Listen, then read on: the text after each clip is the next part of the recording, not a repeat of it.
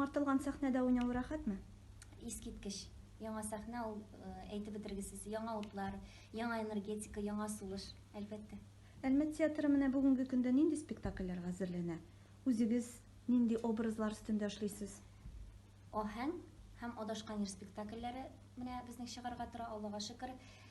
Һава, бала ролен башкарам аһәңдә, инде адашкан ирдә кыз һәм әлбәттә Масылда. Белүемчә, сезнең тормыш иптәшегез дә артист. Аның белән танышу, кавышу тарихын әз генә сөйләсәгез иде. Танышу, кавышу искиткеч. Шул вакытта катлаулы, шул ук вакытта бик гади. 2010 елда мин Казанга килдем. Казан безне таныштырды, Әлмәт театры кавыштырды. Менә бер гаиләдә ике артист ничек тыныша ул? Бик гади. Моның җавабы бик гади. Бер-беребезне аңлаганда гына шушындый иҗади гаилә яши аладыр ул. Шунлык белән әйтәсем килә, бер-беребезгә юл куя беләбез. Шунлык белән бик рәхәт. Кайвакыт тормышта да сезгә актриса булырга туры киләме? Яшәешебез театр булгач ничек инде? Улыгыз Сәйдәшне дә артист итеп күрәсегез килер идеме? Бу барлык кешеләрдән дә ява торган бик баналь сорау һәм бер генә җавап. Аның фикере нинди була, аның хыялы нинди була, ул шул юлдан китәчәк. Менә сезне нәрсә нык үпкәләтергә яисә рәнҗетергә мөмкин? Гаделсезлек. Гел кабатлый торган берәр паразит сүзегез бармы? Бар әлбәттә. Ни? Ул минем нинди генә сүз башламыйм, нинди генә фикер әйтмисем, ни бит инде менә, ни? Менә шул сүз миңа тыңгылык бирми, ничек кенә үземнең диалектымнан алып атасым килә, тырышам, ләкин килеп чыкмый әле нигәдер. Татар эстрадасында сезнең үзегезнең яраткан җырчыгыз әлбәттә бардыр. Һәм ни өчен менә аны сез якын күрәсез? Салават. Аның һәрбер әйткән фикере, аның һәрбер җырлаган җыры, халыкка җиткерәсе килгән моңы минем өчен балачактан ук бик якын дип әйтәсем килә. Һәм инде ул бер генә, ул Салават. Аңлашылды. Сиринә, менә әйтеп китегез әле, пандемия вакытында театрлар ябык булды бит инде.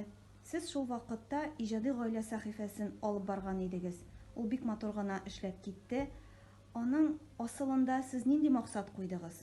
Пандемия вакытында алып барган бу иҗади гаилә проекты кысаларында барлыкка килгән Мифтаховлар гаиләсендә кунакта сәхифәм, ул әлбәттә Әлмәт театрын яңа яктан күрсәтергә һәм яңа артистларыбыз белән якыннанрак таныштырырга, яшь артистларыбызны күрсәтәсем килгән иде. Минем аудитория Инстаграмда ул Казан тамашачысы. Күбрәк анда Казан. Мине Казанда күбрәк беләләр Әлмәткә караганда дип әйтер идем. Һәм инде Әлмәт мине белми. Аудитория ничек? Артистлар белән чакырам, мине Әлмәт таныды, Казанда безнекеләрне күрсәтәсем килде. Бу эфирларны үткәрүне алга таба да дәвам итәсегез килмиме? Бу сорауга җавабым бер генә, әлбәттә бу дәвамлы булачак бу проект һәм инде мин аны дәвам итәсем килә. Безнең яңа сәхнә, яңа артистларыбыз да күп. Шулар белән таныштырып, бер-ике туры эфир булачак. Аңлашылды. Менә карантин вакытында яңа һөнәрләр үзләштердегезме? Яңа һөнәр, ничек дип әйтим, ул инде минем балачактан ук килгән һөнәр, бәйлидер бит инде мин. Балык бистәсе районы Күгәрчен авылы, ул бәйләү белән бик данлыклы. Һәм инде шушы бәйләүнең асылын яңадан үзләштердем аның белән инде. Һәм әлбәттә әтием гармонда бик уйный минем. Шунда бер-ике төймәгә басырга өйрәндем. Бик кызык. Тагын бер сорауыбыз сезгә. Әлмәт театры сәхнәсендә Зифа Кадырованың Синсез килгән язлар әсәре буенча спектакль бара. Башкалар белән чагыштырганда бу спектакльгә сезнеңчә халык күп йөриме? Зифа Кадыровага халык, ул бит халыкчан. Ничек халык күп йөрмәсен? Ул гади. Аның бөтен язылышы, бөтен әйтергә теләгән фикере безнең халыктан чыккан, халык сүзе белән язылган әсәрләр, шуңа күрә аңа халык күп йөри, әлбәттә. Сиринә, менә 2020 ел синең күңелеңдә нинди ел булып истә калыр икән? 2020 ел минем күңелемдә гаиләм өчен бик уңай ел. Инде бөтенләй гомумән алганда югалтулы һәм шул ук вакытта сынаулы.